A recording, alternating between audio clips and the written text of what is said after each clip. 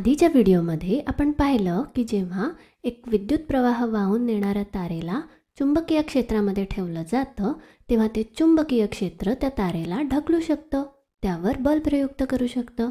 या व्हिडिओमध्ये आपण या तारेवर कार्य करणाऱ्या या बलाची दिशा कशी शोधायची ते पाहणार आहोत।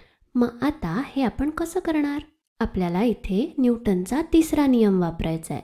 न्यूटनचा तिसरा नियम असं सांगतो की प्रत्येक क्रियेसाठी समान आणि विरुद्ध प्रतिक्रिया असते। इथे आपण पाहू शकतो की ही तार या चुंबकांना ढकलते, त्याला आपण समजा क्रियाबल म्हणूया। मग हे चुंबक सुद्धा तारेला ढकलत असेल, त्याला आपण प्रतिक्रिया बल म्हणूया। कारण क्रिया आणि प्रतिक्रिया बलांची दिशा विरुद्ध असते, आपण आधी तार चुंबकांना कोणत्या दिशेने ढकलते हे शोधू आणि मग त्या विरुद्ध दिशेने चुंबक तारेला ढकलतात आहे असं समजू। तर आधी आपण हे शोधूया की तार चुंबकांना कोणत्या दिशेने ढकलते। ठीक आहे, तर मग आता हे करण्यासाठी स्वतःच विचार करा, तार चुंबकांना कशी ढकलते? मग विद्युत प्रवाहामुळे ही तार स्वतःचे चुंबक क्षेत्र तयार करते, बरोबर? आणि तेच चुंबकीय क्षेत्र या चुंबकांना ढकलू शकते।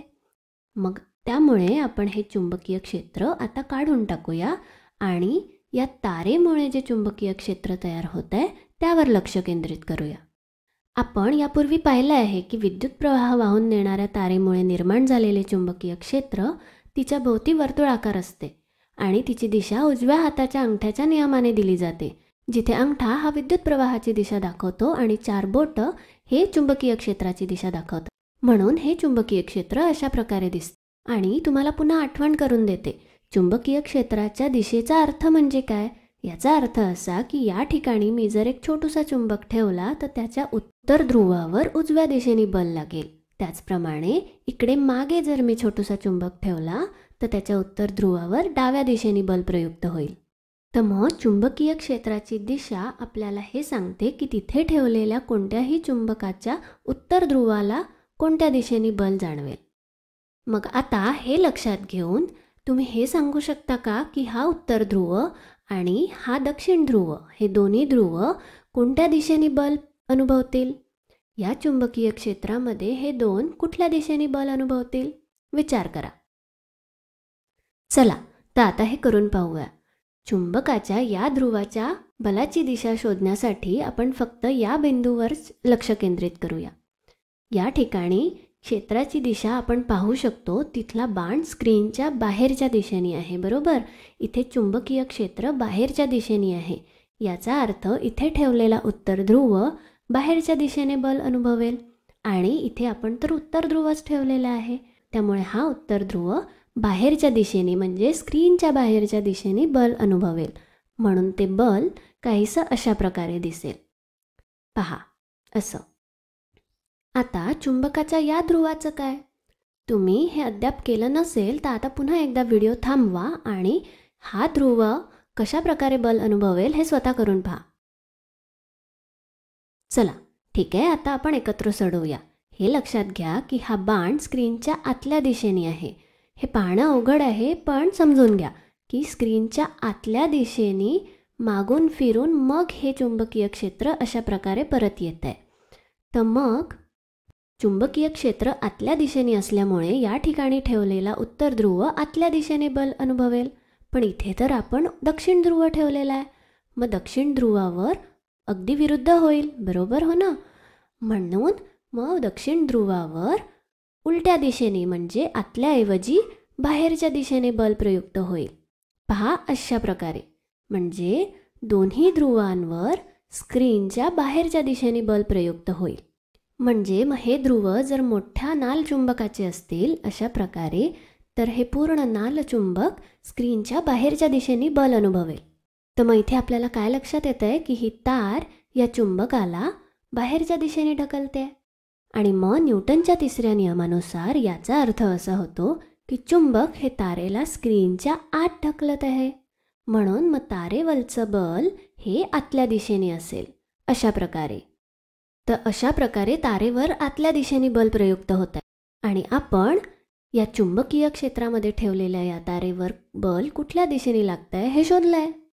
पण आता तुम्ही विचार करत असाल हे केवढं लांब लचक आहे, पहिले चुंबकीय क्षेत्राचा विचार करा, मग ध्रुवांचा, मग त्यावर प्रयुक्त होणाऱ्या बलाचा, नंतर न्यूटनचा तिसरा नियम. बापा बापा, हे सगळं करायचा थोडा काही सोपा मार्ग नाही का? अरे काय सोपा मार्ग आहे ना. पहा, आपण आपल्या आधीच्या चित्राकडे जाऊ. आपल्याला इथे दिसतंय की चुंबकीय क्षेत्र उजव्या दिशेने आहे, विद्युत प्रवाह वरच्या दिशेने, आणि त्यामुळे जे बल लागतं आहे ते आतल्या दिशेने आहे. मग हे सगळं आपण लक्षातच ठेवूया ना, म्हणजे मग भविष्यात आपल्याला प्रश्न सोडवताना इतका सगळा वेळ नाही लागणार. बरं, तर हे लक्षात ठेवण्याचा एक मार्ग आहे, आणि तो म्हणजे फ्लेमिंगचा डाव्या हाताचा नियम. तर फ्लेमिंगच्या डाव्या हाताचा नियम असा सांगतो की तुम्ही तुमचा डावा हात बघा आणि तुमच्या डाव्या हाताचा अंगठा, तर्जनी आणि मधलं बोट हे तिन्ही एकमेकांना काटकोनात असे ताणून धरा. आणि या दोन बोटांमध्ये काटकोन असला पाहिजे, या दोनमध्ये सुद्धा काटकोन असला पाहिजे, आणि अंगठा आणि मधल्या बोटामध्ये सुद्धा काटकोन असला पाहिजे.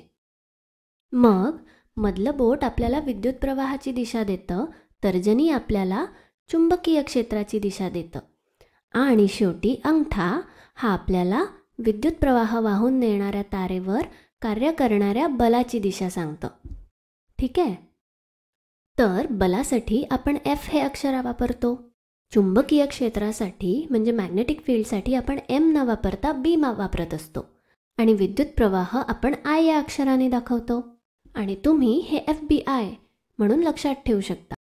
पहा, आपल्या या उदाहरणामध्ये चुंबकीय क्षेत्र उजव्या दिशेने आहे, म्हणून हे पहिलं बोट म्हणजे तर्जनी उजव्या दिशेने, त्यानंतर विद्युत प्रवाह हा वरच्या दिशेने आहे, म्हणून मधलं बोट हे वरच्या दिशेने असेल. पहा, अशा प्रकारे. आणि म्हणून मग अंगठा जे बल दर्शवतो तो अंगठा खालच्या दिशेने आहे, स्क्रीनच्या आतल्या बाजूला जातोय. हे अगदी तसंच आहे जसं आपण न्यूटनचा तिसरा नियम वापरून काढलं होतं. पण आता इथे आपल्याला न्यूटनचा तिसरा नियम वापरायची गरज नाही, आपण फ्लेमिंगचा डाव्या हाताचा नियम वापरू शकतो. चला तर आणखी एक उदाहरण पाहूया. या उदाहरणामध्ये चुंबकीय क्षेत्र हे स्क्रीनच्या बाहेर येत आहे, हे इथे दिसतं आहे आपल्याला, आणि ही जी विद्युत प्रवाह वाहून नेणारी तार आहे त्यातला प्रवाह हा उजव्या दिशेने आहे. तर मग आता तुम्ही डाव्या हाताचा नियम वापरून तारेवर कार्य करणाऱ्या बलाची दिशा शोधू शकता का? इथे व्हिडिओ थांबवा आणि स्वतः प्रयत्न करून बघा. चला ठीक आहे, आता एकत्र करून बघूया. आपला डावा हात अशा प्रकारे घेऊ आणि सगळे बोटं, तिन्ही बोटं ताणूया. F, B आणि I. F म्हणजे बल, B म्हणजे चुंबकीय क्षेत्र. इथे चुंबकीय क्षेत्र स्क्रीनच्या बाहेर येत आहे, बरोबर? पहा, अशा प्रकारे. नंतर विद्युत प्रवाह हा उजवीकडे आहे, अशा प्रकारे. आणि मग सगळ्यात शेवटी अंगठा हा आपल्याला त्या तारेवर प्रयुक्त होणाऱ्या बलाची दिशा दाखवेल, आणि आपल्याला दिसतंय की अंगठा हा खालच्या दिशेने आहे, अशा प्रकारे खालच्या दिशेने त्यामुळे बल प्रयुक्त होईल, आणि म्हणून या तारेवर खालच्या दिशेने बल प्रयुक्त होईल. आता एक शेवटचा प्रश्न असा आहे की जर चुंबकीय क्षेत्र आणि विद्युत प्रवाह एकमेकांना काटकोनात नसतील तर काय होईल? जसं इथे या चित्रात आहे त्याप्रमाणे असेल की यांच्यामध्ये काहीतरी कोन असेल, तर मग काय होईल? मग असं दिसून येतं की बलाची दिशा बदलणार नाही. चुंबकीय क्षेत्र आणि विद्युत प्रवाहामध्ये कोणताही कोन असला तरी बलाची दिशा तीच राहील. म्हणून जरी ते 90 अंशांवर नसले तरी आपण फ्लेमिंगच्या डाव्या हाताचा नियम वापरू शकतो. बल नेहमी या दोन्ही बोटांना काटकोनात असेल हे मात्र खरं, पण ते दोन एकमेकांना काटकोनात असलेच पाहिजे हे गरजेचं नाही. पण तुम्ही या सगळ्याची जास्त काळजी करू नका, कारण आपण जी जास्तीत जास्त उदाहरणं बघणार आहोत त्यामध्ये हे तिन्ही एकमेकांना काटकोनातच असतील. तर मग आपण या व्हिडिओमध्ये काय काय शिकलो? आपण पाहिलं की चुंबकीय क्षेत्रात ठेवलेल्या विद्युत प्रवाह वाहून नेणाऱ्या तारेवरील बलाची दिशा काढण्यासाठी आपण एकतर न्यूटनचा तिसरा नियम वापरू शकतो जो थोडा किचकट आहे, किंवा आपण फ्लेमिंगचा डाव्या हाताचा नियम वापरू शकतो ज्यामध्ये तर्जनी, अंगठा आणि मधलं बोट हे आपल्याला चुंबकीय क्षेत्र, बल आणि करंट म्हणजे विद्युत प्रवाह यांच्या दिशा दाखवतात. ठीक आहे, तर या व्हिडिओसाठी इतकंच. धन्यवाद.